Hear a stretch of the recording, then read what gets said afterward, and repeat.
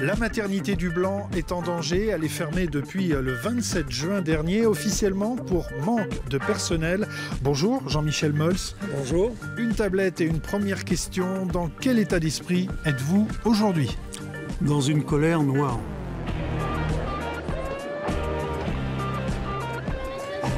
Votre prénom c'est? Bernadette. Et j'ai rien à voir avec les pièces jaunes. J'ai un immense sentiment de gâchis face à l'énergie qui a été déployée dans ce service et dans cet hôpital. Et on voit que tout ça est gâché par une mauvaise volonté. Et moi, j'ai vu l'hôpital se développer, notamment dans les années 90, avec l'arrivée du plateau technique.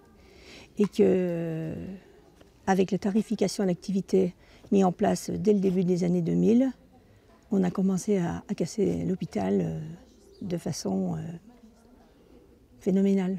Et depuis 3 ans, ça s'est bien accéléré. L'ARS met en avant la sécurité qui ne serait pas garantie. Quel est votre avis? Comment pouvez-vous démontrer qu'une absence de maternité est plus sûre qu'une maternité?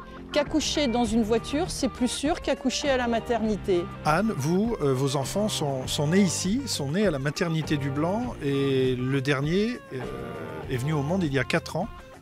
À cette époque, c'était donc encore possible. C'était non seulement possible, mais c'était magique. Ce moment doit être un moment merveilleux dans la vie des parents et je pense que ce sera loin d'être le cas de nos jours si on doit rajouter le stress et les difficultés d'un trajet d'1 heure dans le quotidien d'un accouchement et d'un post-accouchement.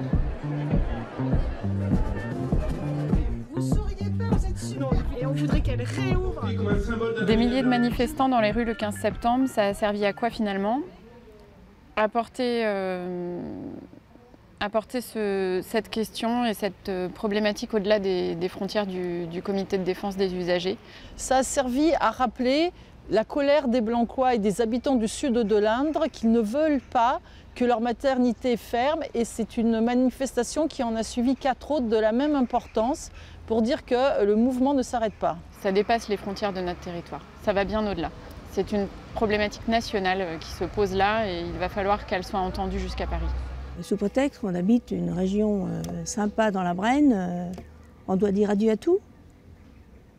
On doit faire plus de 100 km, Limoges, Châteauroux-Tours, etc., Châtellerault-Poitiers, pour se faire soigner, pour se faire un canal carpien, et service d'urgence, vous croyez qu'il va être maintenu très longtemps? Non, moi j'y crois pas, j'y crois plus.